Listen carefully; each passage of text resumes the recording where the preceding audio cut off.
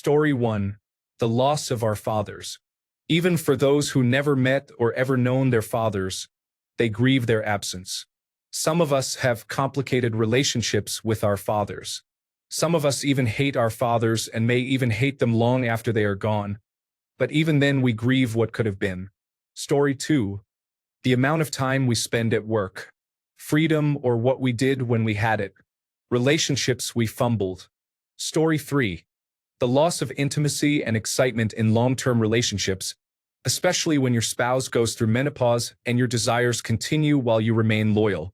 Story 4. Divorce. Losing the dream you worked so hard for. Knowing you will never play with your wife and children in bed again on a lazy weekend morning. Story 5. The grieving man online whose wire spool ran out after 30 to 40 years in the garage is a classic example of something that does not get talked about. Story 6. Divorce is not socially acceptable to discuss. Nobody wants to hear about it. We are expected to just endure it and move on. There is no support for men. Story 7. Want to tell your friends you miss them and wish it were like the old days when you saw each other more often. Story 8. Slowly losing interest in everything. No sexual desire. No friends. Drifting away from family. Feeling the loneliest I have ever been in my entire life. Story 9. How you live and try hard to be good despite everything, and then one day you wake up and realize that your soul is gone. Story 10. My husband deeply grieves lost pets. He is comfortable with others knowing this, but he prefers to have quiet time to sit with his feelings in private when we lose an animal. Typically, he spends a good deal of time tending to the remains. When he comes inside after attending to what he needs to do, he does not want to talk about it. He has said that he appreciates me not pushing the subject, so I do not. Story 11. The loss of friends and family members and the loss of friendships due to no fault other than growing up. Story 12. Loss of a pet with whom we had a close bond. It has been over 40 years, and I still remember Gray, the cat who would greet me when I came home with a hug. My parents did not even do that. Story 13. The girl we were in love with but never made a move on. The girl we thought about reconnecting with who ended up with someone else. The friend we always messaged first but one day decided to wait and see when they would reach out first. The guy we knew we would be better friends with if we had met at a better time in life. That one half-torn shirt that one day just didn't survive. Story 14. Giving up their dreams to provide for the family. Also, the loss of youth, athleticism, and family. Story 15. In almost any situation where others are grieving, there is an unspoken rule that we are supposed to be the support during these times. Story 16. I am of a certain age where we grieve the lack of connection to our fathers. My dad was present but not very loving. His dad was present but even less loving. We mourn the relationship we wish we had with our fathers, knowing they did nothing wrong. They are just a product of their fathers before them. We mourn those who did not or could not break the cycle. But it feels rude to speak about it, as if we want to forgive our fathers by never bringing it up. It is murky and cold. It is uncomfortable but also forever. Story 17. The end of his intimate life.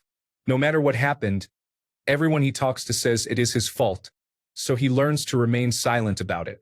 Story 18. Small losses of self. The loss of youthful athleticism. The loss of creative confidence we had as children. The loss of time. Story 19. My dad passed away in 2004. I had to be the one to tell the doctors to do not resuscitate him when he was in the hospital, as my mom and sisters did not want to be involved. Story 20. Their hair. Sooner or later, you cannot stand the sight of yourself falling apart in the mirror, so you shave it off. And then what? You just live every day knowing that part of your life is over. You perceive yourself a certain way, and then the mirror shocks you sometimes when you pass by. That cannot possibly be me, can it? Story 21. Loss of creativity, time, childhood memories, parents, friends, sports, and dreams. I think the most important, though, is ourselves. I will never forget and will always miss that kid growing up with my family, writing poems, painting, and playing football with my father. I kind of had everything until I grew up. Story 22. Penis size, erectile dysfunction, premature ejaculation, being unattractive, being short, being depressed, not having many sexual experiences, not having friends, etc. Story 23. Being with mom as she died at the age of 88. Working with dad as he struggled with dementia was depressing. She went out like a trooper. I miss them every day. Story 24. Friendships that we thought were true but ended up being superficial enough to fade for no good reason. Story 25. Partial loss of hearing and pronounced tinnitus from occupational exposure and shooting rifles. Loss of sense of smell due to occupational exposure to industrial chemicals that were never disclosed and are far more impactful than imagined. Damaged voice also due to occupational factors. Never sacrifice your health for any employer. Once you leave, you will be forgotten and irrelevant to them. Story 26. How much I have stopped caring about things. I have lost all drive and desire. I just work for an easy retirement. That is all. Story 27. I had psychosis for 7 years. My grandfather and great-aunt died in 2019, as did my first of 5 cats. The rest died over the past years. I could not grieve due to my fractured mental state. I still cannot. I am waiting for the realization and floodgates to open. Story 28. That one gym bar or dumbbell where the grip was just right, shaped by sweat and skin of thousands of people before and after me. Taken away for a brand new but jagged and painful one. It has been 2 years, and it still irritates my palm badly. Story 29. Divorce. I feel that with women, there is much more sympathy, especially within girlfriend groups and support groups. With men, it is not the same. Story 30. Lost time with their children growing up. I worked a lot when my children were young, and I still regret that I did not get to spend more time with them. Story 31. Their dreams, their hobbies, their friends. Men often give up their dreams, hobbies, and friends for their significant other and then come to regret it in the end. Story 32. Pets are often the ones who have to be strong for our families during the loss of a pet. It has been 15 years since I lost the last of my childhood pets. She was the best dog a boy could have asked for. I still cry thinking about her. Story 33. Dads and husbands. The ability to sit down for a day or two and stop being everyone's supportive rock and dumping ground for emotional baggage and needs. Story 34. Yes, I do grieve beyond the death of a loved one, just not in the way people may think. I experience grief when I feel disconnected or lose touch with people I once held close. For example, I have mourned friendships where the effort was always one-sided. I poured all of my time, offered support, kept showing up, only to realize I was the only one making the effort and they never reciprocated. What really stings is when someone you trusted vanishes completely without a word. 2 moments still linger with me. A friend I had known for 2 decades stopped speaking to me just like that. After I gently told him something he said about my wife was out of line, he became defensive and turned it back on me, brushing it off with a snide comment. You've always been too sensitive. Never once acknowledging the hurt or apologizing for his behavior. I had every reason to walk away, but I didn't and chose to forgive. I have never spoken to anyone about this, not even my wife, whom I have insulated from this because I do not want her to hear the disparaging comments he made. What I have grieved the most, and what makes my heart ache, is the mystery of it all. What did I do that was so unforgivable? That kind of silence does not just take away a close friend. It eats away at your inner peace and even your self-worth. Then there is my best friend of 40 years who never calls me or stays in touch. We stood up as best men in our weddings, but after that, he never kept in touch with me after major life events, while I did with him. We went our separate ways after he stopped returning calls or messages. Even though these events happened a handful of years ago, I cannot seem to get over them. As someone who has faced adversity and has been able to move forward, this is different. Why I cannot get over my emotions is something I need to reconcile. My heart is still grieving and it is not healthy. That is why ghosting hits me so hard. Being ignored or overlooked cuts deeper than most people may realize.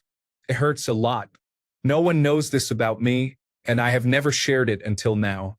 Reddit is like a personal journal for me, oddly therapeutic, so thank you for asking the question. Getting my thoughts out here helps me work through things that weigh heavily on my mind. Story 35. Lately, I feel sad that I will likely never be the one pursued when it comes to dating. I will have to be the main initiator. I know it is not certain, but I have yet to experience any changes. Story 36. The death of the inner child. For so long, we are told and taught to man up, that the little joys we ignite can often be extinguished by the simplest of things. I can't tell you the number of times going out for boys' night meant Dungeons and Dragons, Warhammer 40,000, Lego, or Warhammer sessions. Because we are taught and told to act a certain way, it becomes ingrained in us to do so. I split with a girl over my collection of World War II tanks and planes I hand-painted and crafted. She said it was childish and unmanly. That kills us, but we are genuinely okay with it. It just means you don't get to see that side of us, which means you are unworthy of such a privilege. Conversely, it is exciting when you meet someone who is equally into your interests or at least supportive of them. Story 37. Sexual frustration. Here are more points I have mentioned in detail. Story 38. Because men believe there is no one who can help them overcome grief, they often do not complain. Men handle it themselves without tantrums or drama. They endure betrayals, loss of loved ones, and immense pain alone. Story 39. Disorder. I value the randomness that has evolved over decades or centuries. The old winding roads, buildings that have accreted additions until they are like Gormenghast, or where trees have grown into the roof. Then someone comes along and rationalizes it. They straighten the road, replace the building, make everything efficient and neat. Story 40. I lost my grandfather on my mother's side in 2017. I got the closure I needed, but I still need to cry. I did not even cry at his funeral. Why can't I cry? Story 41. Yeah, I would say naivety, but innocence works too. There is a certain kind of shock that comes with finding out the sweet girl you met is neither sweet nor innocent, and then your image of women is forever tainted because you now know how natural lying is to them. Story 42. It is somewhat vague, but the main experience I share with most other men is losing someone dear to them. In most other aspects, I believe that most men, including myself, tend to be fairly vocal. Story 43. A time in my life that was not clouded and scarred by depression was the optimism of my youth. Obviously, it is not only for men, but I have been wondering if I have been at least somewhat depressed for the last 16 years. The only times I would maybe say I was not depressed were filled with excessive drinking and partying, which I have a hard time calling a healthy point, even if I was not really depressed. Story 44. I do not speak about anything that I grieve. My grief is for me, and I do not need external validation or permission to grieve or feel. Story 45. Men grieve alone and never speak of it. We feel everything that hurts, but we are more resilient than women. Story 46. Everything. Speaking for myself, I do not speak of anything. It seems to be frowned upon among the family as well as the women. There are obviously exceptions, but I would rather be on the safe side. Story 47. That one thing that truly hurt so badly that it cut straight to the core of my being left a huge open wound that was unable to heal because it was never properly examined and given the necessary treatment needed to begin the healing process. This can happen to men when they are completely blindsided by something they never thought remotely possible because it came from somewhere they never believed it could have come from, in an unthinkable act of betrayal. This throws the man into survival mode, which usually means it is just blocked out due to the inability to handle it at that moment. The longer it goes unattended, the more it starts infecting other areas unrelated to the initial wound. This can create a domino effect of all kinds of problems in many different places, eventually leading to a complete breakdown, often called hitting rock bottom. This should be avoided at all costs for obvious reasons, so it is very important for every man to keep a check on their mental health and wellness. Guys, do not be afraid of your feelings because they are very important for your overall health. Remember, they are called feelings because they make you feel a certain way. Do not ignore them as a part of you that you do not want to accept because some of them might never leave. In other words, unless you want to end up like the man in many country songs who lost his wife, kids, house, car, job, and everything else of value to the point where you do not believe anything more can be taken from you. You might think you are at the lowest point possible and avoid addressing those feelings because, in your eyes, there is no reason to since you have already lost everything. But wait a minute, those were just physical possessions. Then you start losing the real things in life that made you who you are, like your empathy, emotional intelligence, respect, and the ability to stand by your own values and beliefs. Now you go from being that man in the country songs to becoming a criminal, committing crimes as a means of survival with increasing frequency. A ton of stress accompanies this new way of living, so you start dabbling with substances you know are harmful, but they help manage the stress at times. Eventually, you get caught committing one of those crimes, such as breaking and entering. You get convicted and serve some time locked up. Now you have lost just about the last thing that can be taken away from you, your freedom. Hopefully, this will be your wake-up call to address those feelings, and you have time to do so. But you keep putting it off, planning to get help tomorrow. The next thing you know, it is your release date, and you have not done anything positive with all that time. When you are released, it is almost impossible to describe how it feels to actually leave a state-run facility on your own with no shackles. It is overwhelming, everything moves at light speed, and then you finally get to where you will live until you get back on your feet.